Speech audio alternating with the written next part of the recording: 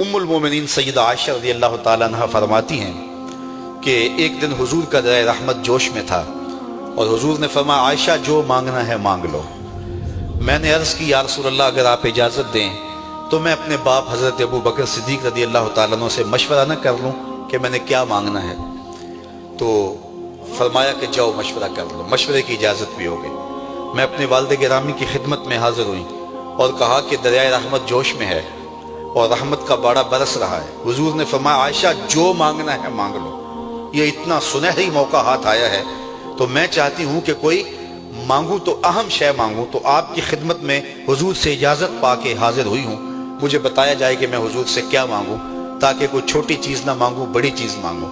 تو حضرت ابو بکر رضی اللہ تعالیٰ عنہ نے فرمایا کہ بیٹا حضور سے جا کے کہنا کہ معراج کی خلوت خاص میں اللہ نے آپ سے جو راز کی باتیں کی تھی ان باتوں میں سے ایک بات بتا دو۔ مانگا بھی تو علم مانگا، اور عائشہ میرے سے وعدہ کرو جو حضور بتائیں مجھے بھی آ کے بتانا ہے۔ ام المومنین حاضر خدمت ہو گئیں۔ حضور نے پوچھا عائشہ مشورہ ہو گیا؟ کہا جی حضور ہو گیا۔ کہا مانگو کیا مانگتی ہو؟ کہا حضور معراج کی خلوت خاص میں جب اللہ کے حضور حاضر ہوئے تو رب نے آپ سے راز کی باتیں کی تو ان باتوں میں سے ایک بات بتا دیں۔ حضور مسکرا پڑے۔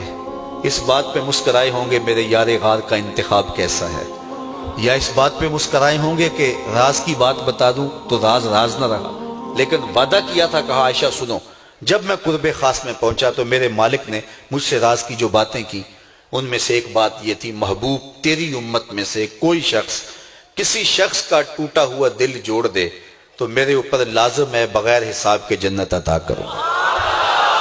ام المومنین بہت خوش ہوئی اور اپنے والد گرامی سیدنا ابو بکر صدیق رضی اللہ تعالیٰ عنہ کے پاس آئیں اور ساری کہانی سنائی۔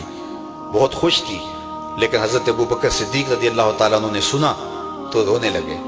تو ام المومنین سیدہ عائشہ رضی اللہ تعالیٰ عنہ نے عرض کیا میرے والد گرامی یہ بات رونے والی تو نہیں ہے، ہم بسا اوقات کسی دکھی کے کام آ جاتے ہیں، کسی کا دکھڑا بیٹھ کے سن لیتے ہیں، کسی کی ڈھارس بنا دیتے ہیں، کسی کے کام آ جاتے ہیں، یہ تو بخشش کا بہانہ ہاتھ آ گیا اور آپ اس پہ رو رہے ہیں۔ تو فرمانے لگے عائشہ اس کو معکوس بھی پڑھو، تصویر کا دوسرا رخ بھی دیکھو، اگر کوئی شخص کسی کا ٹوٹا ہوا دل جوڑ دے تو بغیر حساب کے جنت میں جائے گا، اس کا دوسرا رخ یہ ہے اگر کوئی کسی کا دل توڑ بیٹھے تو سیدھا جہنم میں جائے گا۔